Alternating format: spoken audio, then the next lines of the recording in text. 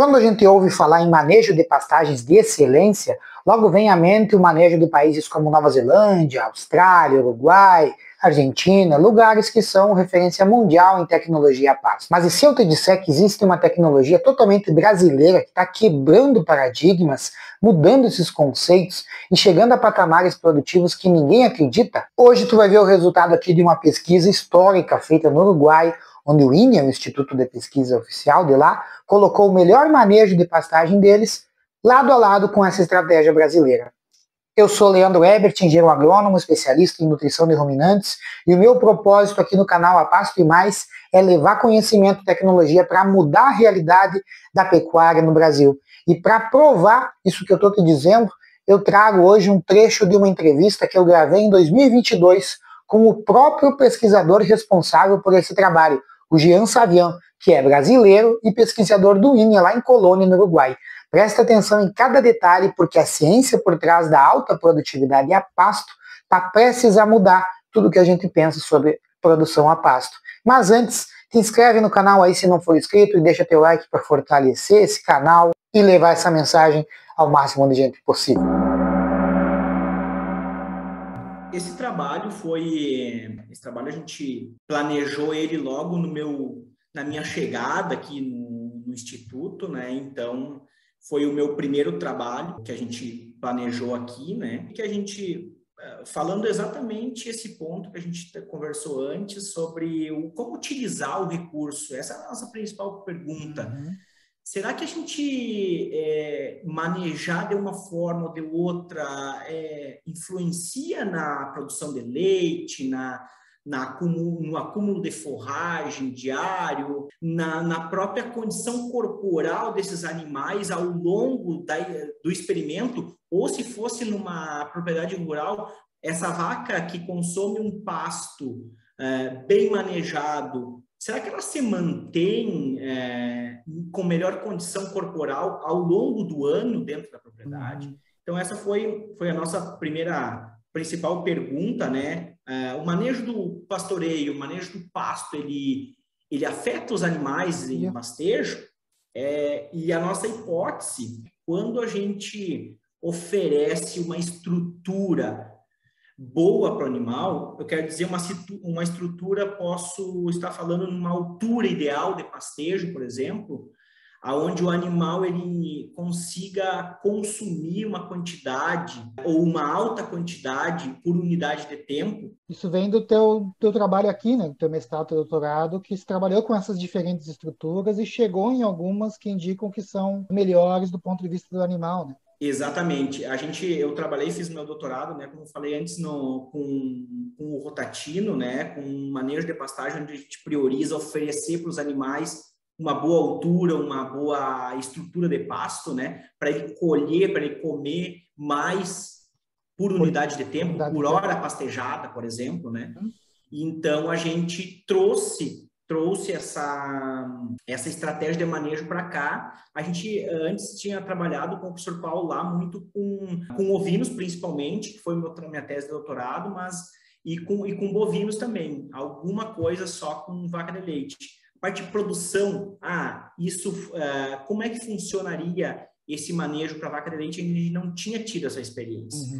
Então, também em conversas com o professor Paulo, a gente resolveu trazer isso para cá e comparar com o trabalho, com o manejo de pastagens que eles utilizam dentro do próprio instituto, né? E, na verdade, é o que é preconizado hoje pelo INEA, né? Como técnica para ser passado para os produtores. Legal. Exatamente. Não é um tradicional, porque o tradicional ainda ele tem muito pasto sobrepastoreado e pasto rapado. Que era muito rapado, né? E o que é preconizado aqui não vai muito por essa linha, mas vai para um lado de utilização do recurso forrageiro. Colher o máximo, né? Para não perder pasto e não deixar que esse pasto ele perda muita qualidade, crescendo muito ou criando muitas toceiras ou áreas não pastoreadas dentro de um potreiro, né? Então, a gente comparou essas estratégias de manejo em pastoreio rotativo. O INEA já tem trabalhos mostrando que um rotativo daí, né, bem feito já é superior ao que geralmente os produtores fazem. Tu pegou a situação melhor, recomendada, né, que é o que é feito no Instituto, e comparou com essa estratégia diferente, nova, vamos dizer, do rotativo desenvolvida aqui na URGS. E o que tu achou de resultados? Os resultados, eles foram bem de acordo com a nossa hipótese, né, que era de que quando a gente oferece uma estrutura boa para o animal, ele come mais, ele consome mais matéria seca e automaticamente ele consome mais nutrientes ao longo do dia de pastejo, que isso é o mais importante, né? E se ele consome mais, automaticamente ele produz mais leite. Os primeiros resultados que a gente teve aqui, que é uma dissertação de mestrado de uma estudante nossa aqui do Uruguai, que vai defender agora em maio, é que quando eu ofereço, né, essa estrutura ideal para o animal, ou seja, o que é a estrutura ideal? Entrar numa altura ideal e rebaixar 40%, tá?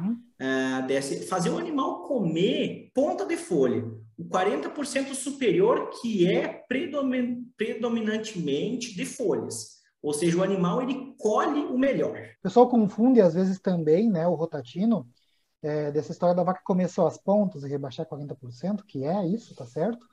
Mas é isso numa outra altura, numa outra estrutura, não a tradicional, né? É um pasto já mais alto, uma estrutura diferente. Né? A gente já oferece o pasto numa outra estrutura e as vacas comem só essa primeira camada ali. É diferente de tu pegar um pasto manejado tradicionalmente e fazer a vaca comer só as pontas, né? Realmente tu está ofertando uma outra estrutura realmente para os animais. Exatamente. Claro, esse é o ponto de entrada, né? Esse o ponto de entrada e o ponto de saída, os dois são chaves, né? O trabalho nosso aqui foi com dactílios, é uma pastagem perene que se usa muito aqui no Uruguai em tambo leiteiro. Mas o dactílios, o manejo ideal dele é na volta dos 20, 22 centímetros de altura para entrar e rebaixa os 40%, que é na volta dos 12, 13, 14 centímetros. Já em rotativo. O rotativo tradicional, quanto que eles manejavam antes? O rotativo tradicional aqui é baseado no número de folhas, então, muitas vezes, em alguma época do ano, esse número de folhas é 30 centímetros, 28 centímetros. Então, eu tenho uma pastagem mais alta, com maior composição, maior quantidade de colmo, né? É muito folhosa no início, mas imagina que eu tenho, por exemplo, 30 centímetros, onde eu tenho 15 centímetros que é de colmo, e eu tenho 15 centímetros para cima que é de folha. Quando o animal come essa parte de cima, vamos dizer assim, que ele está consumindo em quantidade, uma quantidade boa por unidade de tempo, mas já não é igual quando o animal entra na altura certa, né? Porque já a folha está mais... Quando a arquitetura do pasto já não tu tem folhas mais dispersas, né, mais altas, onde o animal não consegue dar um bocado bom, né? Então, ele tem que manipular também muito esse pasto que é muito alto. Então, pastos muito altos não são bons e pastos muito baixos também não são bons. Claro que tu está falando do Dactylus, mas tem dados, tem pesquisa já mostrando a altura de pastagens que a gente trabalha aqui, né? Aveia, zevém, milheto, tifton, sudão, enfim. Exatamente. O pessoal lá do grupo da URGS lá trabalhou já com azevém, com aveia, azevém até 20 centímetros, aveia até 30, não passar de 30. Sorgo não passar de 50 centímetros. E o que mais interessante é que depois que eles estudaram todos esses, para ver para qual forrageira, qual a altura ideal, eles estudaram,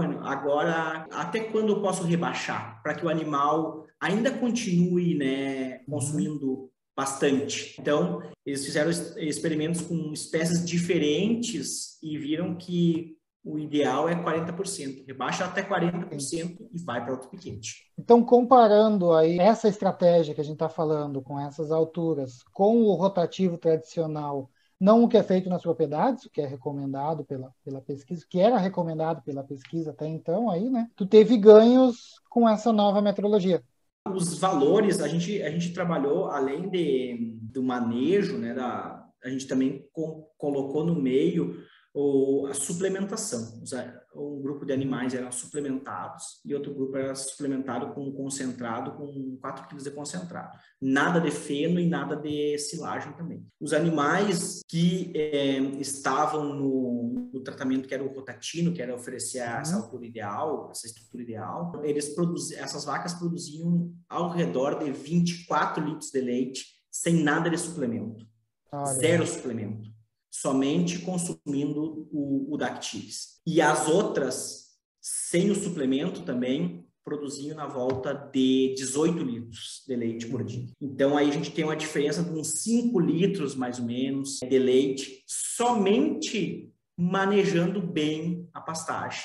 Não forçando os animais a comer essa parte inferior que é composta por colmo, né? Por talo, né? Por isso que eu destaquei que é o recomendado pela pesquisa, porque se nós falar 18 litros de leite sem nada de ração, já é um valor alto, né? Só que, porque é o que a pesquisa já está recomendando aí até então. Agora, falando que com essa nova estratégia chegaram a 24, chegaram não, né? Isso foi média de rebanho, né? Ver como a gente tem espaço para trabalhar melhor as pastagens, né?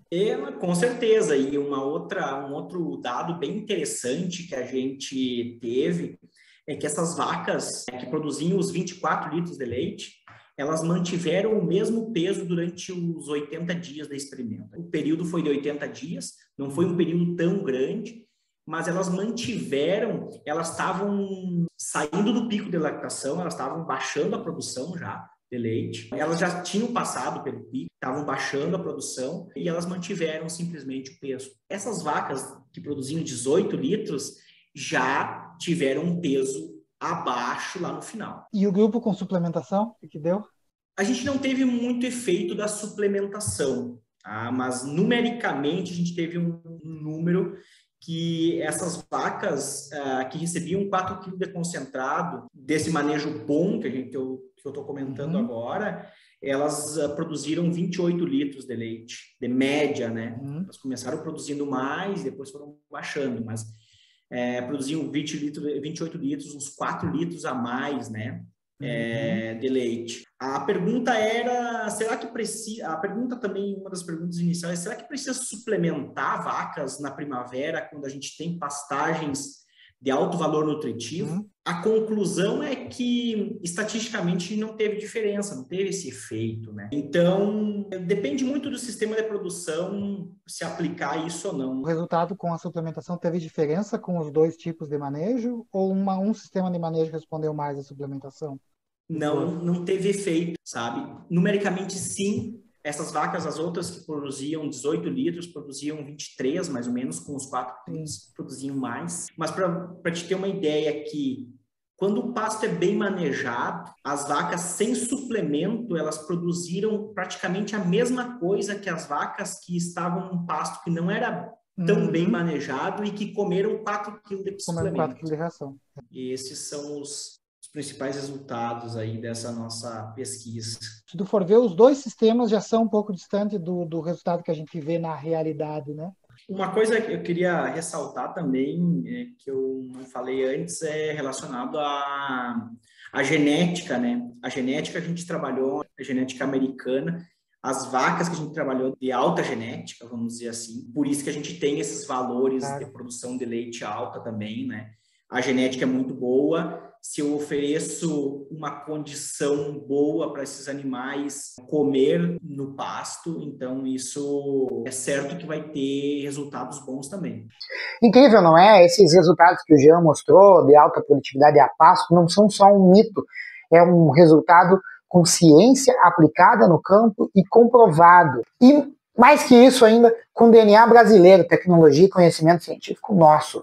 Aliás, se tu quer saber mais sobre isso, sobre rotatino, tem um vídeo aqui no canal, onde eu conto toda a minha trajetória de como que eu migrei de outras técnicas de pastejo de maior intensidade para o rotatino, resumindo essa minha experiência de 10 anos em 15 minutos. Clica aqui nesse vídeo e confere e a gente continua lá. Um abraço.